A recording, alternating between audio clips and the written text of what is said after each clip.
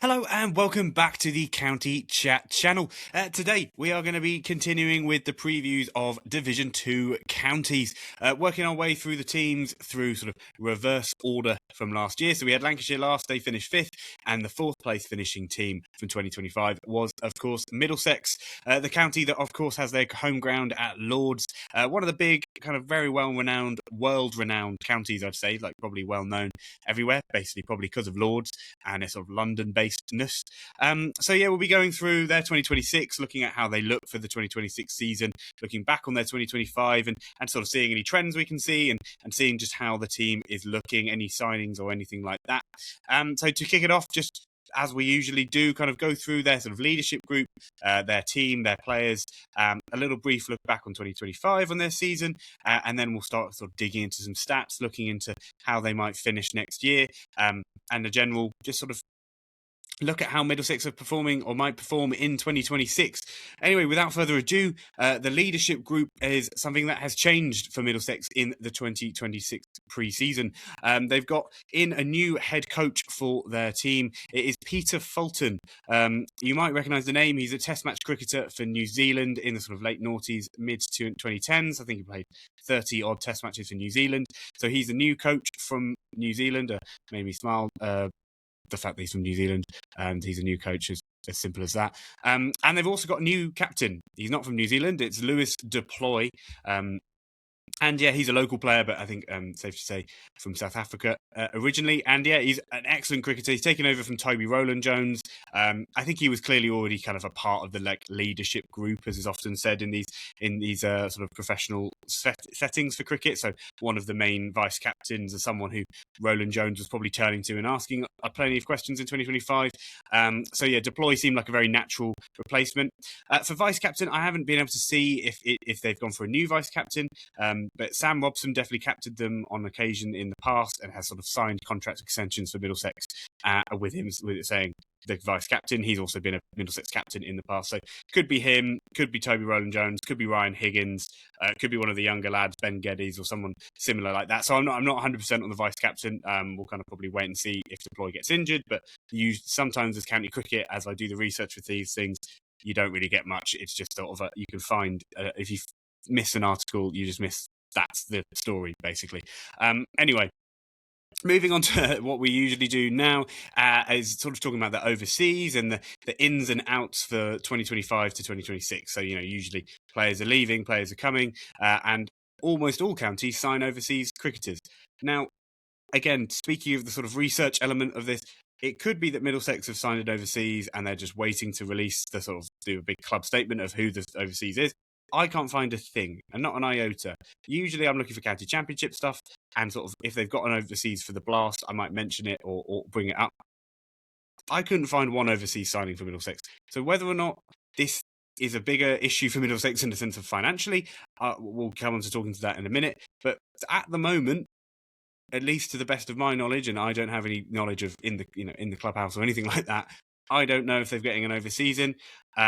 The way I put it is that even if they were to get an overseas at this point, even for like club cricket and getting an overseas, this would be a late moment to be kind of announcing your overseas or saying when your overseas signing is happening. So I don't know. Interesting moment for Middlesex, and we'll discuss again if that's any financial inclination. Also, ins and outs. There's like little to none. Stephen Eskenazi, I think, was sort of already on his way to Leicestershire by the end of last year. So I think that was a kind of already known out. But aside from that, no outs. And then the only in is from the academy and Caleb Falconer. If anyone, again, as much of a level of badger as I am, he was in the England under-19 squad and looked the absolute business. Again, I'll talk about him in a minute or at some point, I'm sure, throughout. Well, this is the moment. He is, he is an all-rounder, bats, bowls, looks a lot older than he is, for example, has that kind of real calm air about him and that kind of confidence, and you just think he just seems like a player. I know that sounds like a ridiculous way of saying it. It kind of in the same way that I guess people said that about Jacob Bethel. It just sort of it looked the part. So it'll be interesting to see if Caleb Falconer will get much of a go this year. They do have some very good all rounders already. So whether or not he'll play just as a batter and then they can bowl him a few overs, or whether or not the other way around and they just bat him quite low down. and rely on him for some overs. It will be interesting to see how they use him. But that is it for the ins and outs. Again, I'm just going off articles I can find and Middlesex's announcements. If I have missed stuff, apologies. Let me know in the comments if you know of any signings that Middlesex have made that I've missed. But I genuinely think that is it. So yeah, interesting one. We'll get into if there's any implications around that in a minute. Anyway, for just doing what we usually do, just going through the squad, the batters are Sam Robson, Lewis Deploy, Max Holden, Ben Geddes, Joe Cacknell, Jack Davies, Nathan Fernandez, Arian Sawant.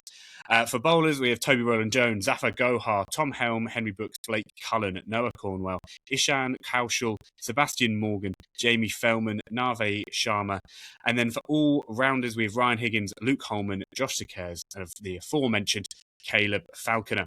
So, yeah, Middlesex, as I say, it's a bit of an interesting situation they find themselves in. I think there's a lot of similarities you can find between them and Lancashire because of just being big counties. They've also now both spent a few seasons in Division 2 and are dying to get back into Division 1. And at the end of the day, I think it's been proven in the last few years it's not actually super easy, and it's not always. It so often could be subverted expectation of who goes up.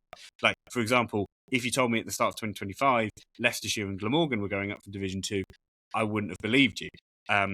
Especially not Glamorgan, but Leicestershire were head and shoulders above anyone in Division 2 last year. So again, I do all these predictions, and you look into it, and you see all these teams, and you expect them to play a certain way. Middlesex have been a bit of an underperformer, much like Lancashire, and they are a stacked side. Middlesex are always a stacked side for Division 2. When any season they're in Division 2, it seems like they've got the players. Maybe not, again, to the financial extent of Lancashire. As I mentioned in the Lancashire preview, Lancashire have got some of the biggest budget around. Middlesex are not quite to the same standard, but still, for prestige, world renown in counties around England, for cricketing counties, I don't think there's much bigger than Middlesex, really, in general. But especially in Division 2. Again, Lancashire would come up to the same level. And then in a general sense, you'd probably say Surrey and Yorkshire are probably the only ones, again, that Middlesex can kind of compete with and for knownness. And just the fact that they have Lords as their home, I think, is enough for basically the reason they're very well known. Again, as I mentioned earlier, for a team who is, again, got this prestige. Last year they had an overseas signing of Kane Williamson, one of the biggest cricketing stars around. And then this season, to not have any signings coming in or any overseas signings, again, you do starting to again, I'm a Sussex fan, so again, the Sussex financial situation is on mind. But also, Gloucestershire, as of last year, they could only sign Cameron Green because a wealthy donor and club, member basically he paid for him to play. It was as simple as that. If Middlesex have the same thing going on, I'm not sure. It's a worrying sign for county cricket if it is what it looks like, in the sense of Middlesex spent a lot of money on Kane Williamson last summer, and now this summer have gone, oh, we don't actually have the money we hoped we would over the sort of the running costs and all of the stuff that comes with county cricket. And again, I keep bringing this up in various videos because I think it can't be overstated, the kind of county cricket financial problems and the fact that even a club as big as Middlesex, and again would have the sort of, again, prestige, renown as Middlesex does, maybe they're having to tighten the coffers as well, like compared to some old school spending that we've seen from some of these counties in recent years. I don't think Middlesex want to get bailed out. It would be an incredibly bad look. I could be wrong, and again, do correct me if I'm wrong here. I think one of the reasons Middlesex is not as financially sustainable as a county is because they don't actually own the lease of Lords. It is the MCC who own it, and then Middlesex rent it. So they have one of the bigger kind of money going out, whereas most counties do actually own the county ground they play at. Again, anyone who knows county finances better than me, I'm kind of learning about it in the last year or so. Do let me know if that's true or not. But I think I've seen it somewhere, or read it somewhere, or heard it somewhere. But again, who knows? Could be fake news, but it kind of makes sense in a way. Anyway, with regards to Middlesex maybe being in a bad financial position, or maybe not having the money for a big overseas splash, it does again put them in a sort of situation where you're a bit like on edge for the season ahead. If they signed a big overseas now, again, as I refer to the sort of club cricket analogy, even like a club cricketer, you'd say like random overseas, like a few weeks before the season start, you're a bit like, okay, how have we done our due diligence? Like, is this a bit of a panic signing? It's a bit of a no-win situation for him, for Middlesex. We're halfway. I'm recording this on the 16th of March. If they sign someone in the next 2 weeks, would that seem more of a panic than them just going, oh, actually, we're going with a season without an overseas cricketer? Again, it's neither here nor there. I'm actually sometimes a fan of a county going, we've got enough talent in-house and we actually have a lot of young players we want to use, so why would we sort of waste a spot in our 11 for an overseas cricketer who also might not produce? That could be the way Middlesex were looking at it as well, and I would really subscribe to that belief. So all kind of an interesting setup there, and any Middlesex fans, do let me know any of your thoughts or feelings around the season, because it's a you'll know your county better than me, firstly, but also I just would be interested on a sort of the mindset you're in, because Middlesex fans will always be expecting to be promoted from Division 2, because again, Middlesex are a big county. They've won a lot of Division 1 titles. You know, they're not usually a Division 2 county to be kind of old school about it in a way. Anyway, to move on from the overseas point, Middlesex to me have one of the kind of strong cores of players like within any of the counties. So Lewis Deploy, Toby Rowland-Jones, Sam Robson, and Ryan Higgins as a four. Like, you've got a bowler there, a couple of batters, and an all-rounder, and even Deploy you could kind of claim as an all-rounder.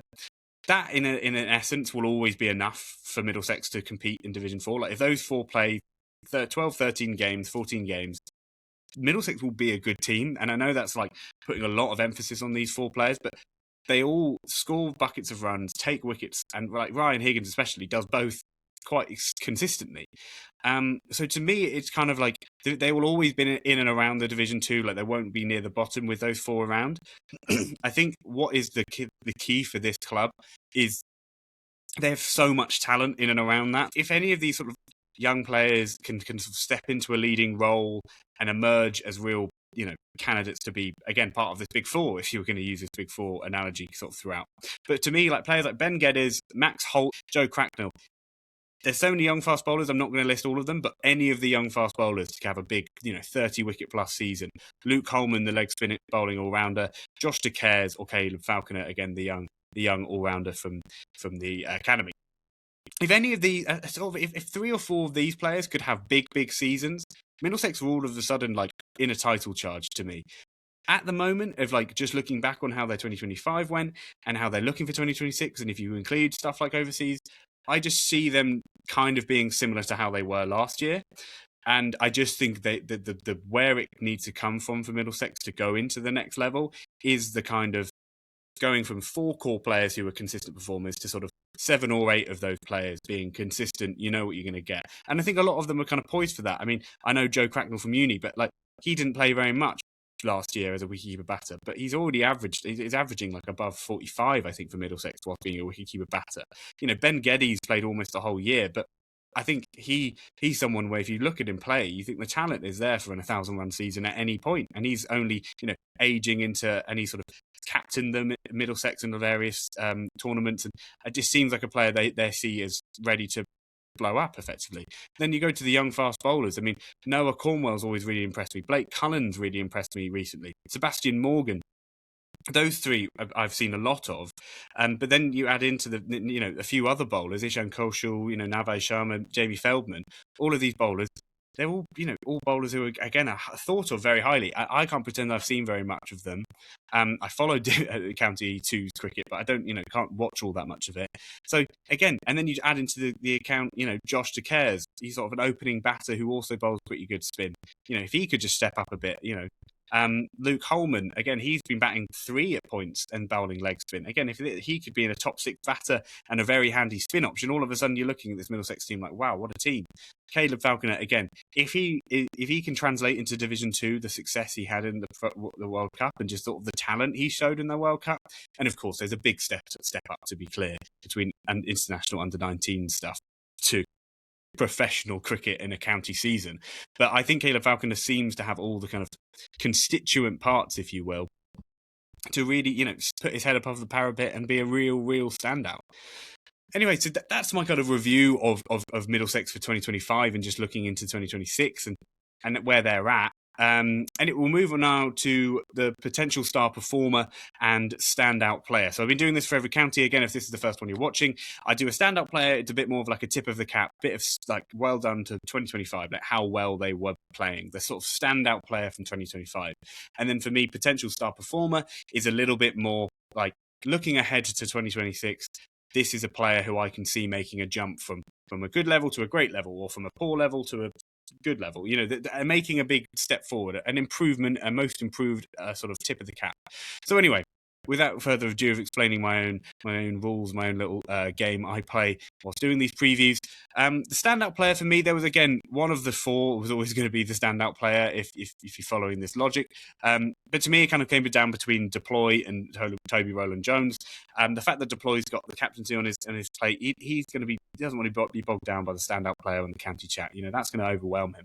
So I've gone for the old captain, Toby Rowland-Jones. So Lewis Deploy had like a 1,000-run season, average 56. Lewis Deploy is absolutely class. If you watch him bat, he is the business. He's a kind of, needless to say, honourable mention. Toby Rowland-Jones, I think for anyone who follows county cricket, loves Toby Rowland-Jones. He had a brief stint in the Test match team, played against South Africa, was bowled unbelievably, and then never got picked again. Then has just been Middlesex's sort of on and off captain, scored runs at sort of just like real tail ender kind of innings, and then just takes wickets so consistently. He played 12 matches last year, took 45 wickets at about an average of 24, I think, an economy well under 3. And that's what he's done for his whole career. I mean, he's just assigned a 1-year contract extension this summer. But he just keeps building on a brilliant first-class career. I don't know if he's above 500 first-class wickets. I mean, we can find this out very quickly. I don't want to say he is or isn't and then not be able to check, because I know I can. Here he is, Rowland-Jones. He's 38 years old, and he's well past 500 wickets. Yeah, I'm glad I didn't say he might not be. He's got 600. He's on 619 wickets. So he is, one of these kind of legendary figures, and he is my standout player from 2025. I usually have been going for batters, but I realise, 45 wickets, coming second in the County Championship Division 2 leaderboards for wickets, only behind Lewis Rees. Again, just all things which are just really, really impressive. And he really drove his team at points last year to being in games maybe than they weren't, and winning games at points. Excuse me. Now, the potential star performer, there was quite a few to choose from, because as you're sort of hearing me say, I've sort of sifted the starting 11 of like 4 top players, and then a lot who could jump up. So Joe Cracknell, again, lad I know from uni, I think he's going to make a big step up this year. A lot of players, I think, could come into that kind of thing. As I said, even someone like Caleb Falconer, Josh De Cares, Luke Holman, all of these kind of players. But the one who I've gone for is Ben Geddes. He played all 14 matches last year, and he had, a really, really good year. I think he scored something like 750 runs, and an average of about 35. So yes, here we go. I got it out. 776 at an average of 36.95. And in a weird way, I watched quite a lot of him bat last year. I'd almost have expected he had a bigger season, because it felt like he was I felt like he was always batting. And I know it sounds silly. I've sort of said the opposite way around, which makes a bit more sense in some senses, where I think Josh Bohannon, I was saying, I didn't think he'd had as good of a year as he did. Ben Geddes was kind of the other way around. I was almost expecting, when I looked at their stats, like he would be right at the top with runs nearer to 1,000. So this is kind of the reason I picked him for potential star performer, because I think, quite frankly, there's nothing stopping him from going 1,000+ run season. The only thing is kind of where he bats in the lineup. Like, can he bat higher up and be able to get 1,000 run season? Or I think he did a bit of batting at 6 and 5 last year, and so again, that might be a limiter for him. But yeah, I think he has everything. His front foot pull shot is one of the best, probably genuinely might be an overstatement, but in world cricket, he is an incredibly talented batter, and he just looks very calm and composed. And I think, again, he's got this seemingly all the kind of intangible things to be able to really, really thrive at this level. So yeah, the potential star performer for 2026 I have as Ben Geddes. We'll do a bit of screen sharing, as we often do here on the County Chat, and talking about what they did in 2025, and maybe just going in on those sort of things. So as I mentioned, the overseas from last year, Kane Williamson, 2 innings, 200s, not a bad turn up for the books for him. As I mentioned, Lewis Deploy, over 1,000 run season, average 56. He's a ridiculously good cricketer. Max Holden, he had a bit of injury problems, but he batted 3 and opened the batting. And Max Holden, again, it would have been harsh to say he was a potential star performer, because he could have been the standout player from last year had he just not had those 3 matches missed through injury. Cracknell, as I said, I know Joe from uni, and always an incredibly talented cricketer, was never a wicketkeeper, and then did a hell of a lot of work on his wicket keeping, and he just works in that wicketkeeper batter role so well. A very natural white ball player, so his strike rate's always going to be in the 60s. I think he'll probably go even higher than that this year throughout a whole season. But as you see, in the 7 matches he played, an average of 49 and 350 runs. So again, if you transpose that across a whole year as a wicketkeeper batter batting 7, you're near enough, getting 700 runs at an average around 50. Obviously, that average would dip maybe a little bit. But anyway, I'd be interested to see what Crackers looks like for over a whole season. Josh DeCares, he had his best year easily in county cricket last year. Did a bit of moving around, but did some opening of the batting. So whether or not he'll get a chance to open the batting as much. Luke Holman, as I said, I think he's got all the talent to be a top 6 batter and a very handy leg spin bowler. He's kept on going kept on moving on in sort of leaps and bounds.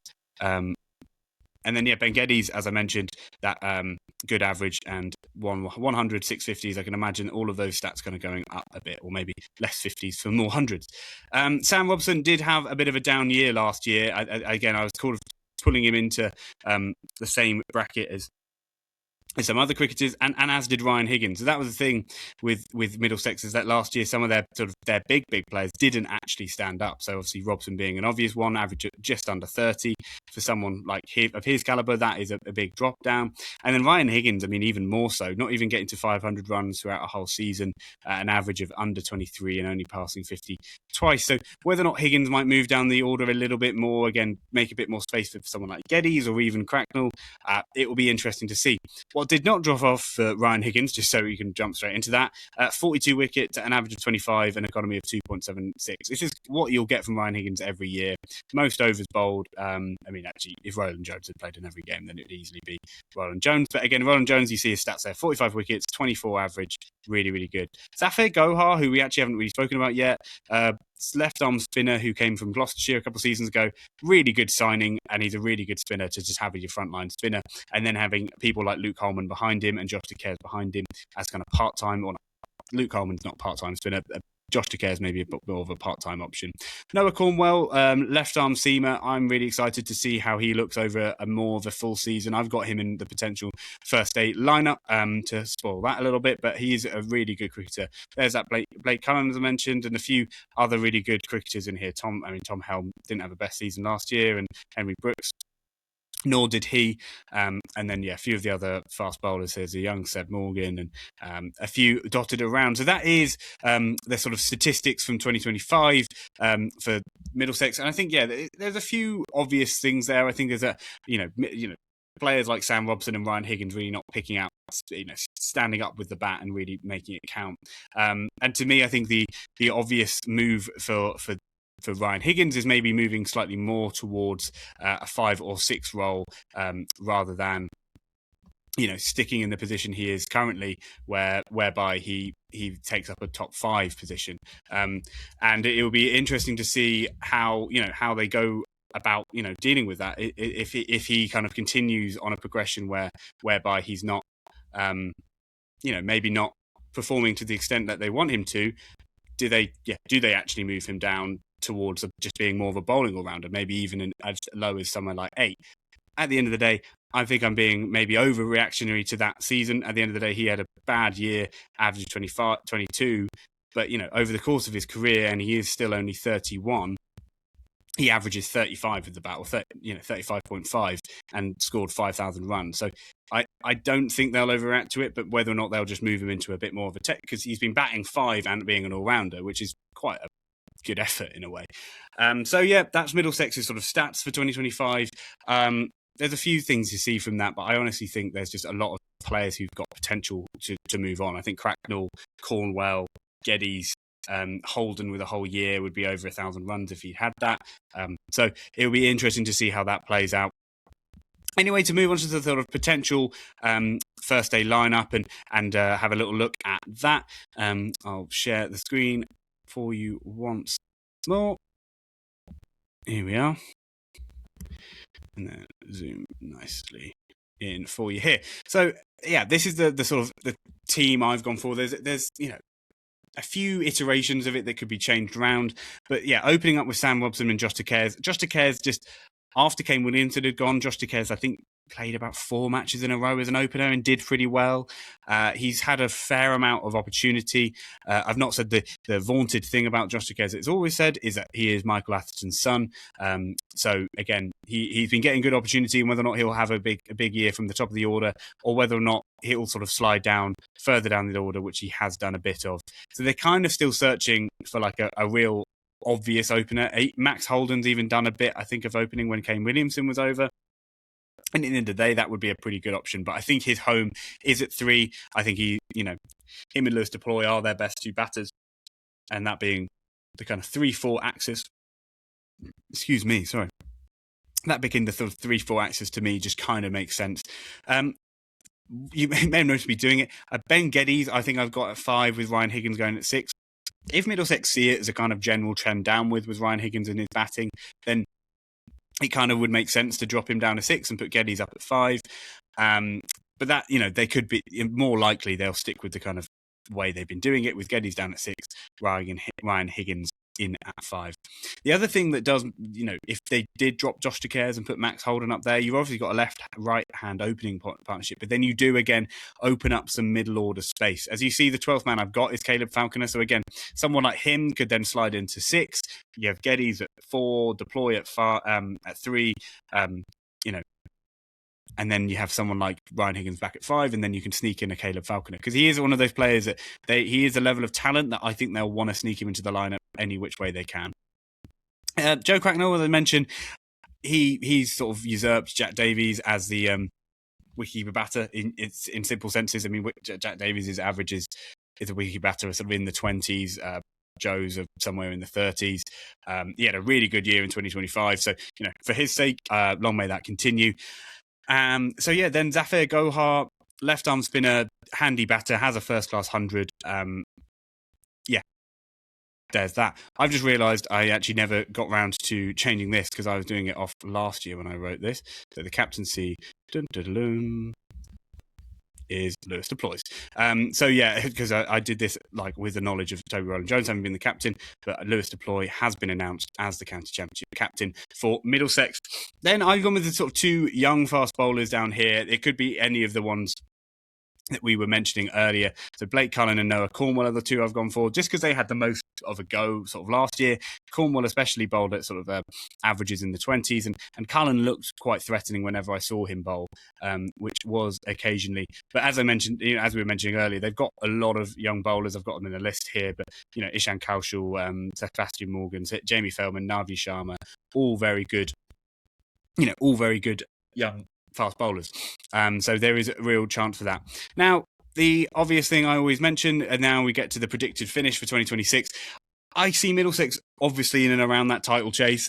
To begin with, I actually had them lower, and I've actually moved them up since doing a bit more research into the team. I just think they're kind of poised to make a big push. I just don't know if they have the bowling maybe quite to back it up and win enough games to get themselves promoted.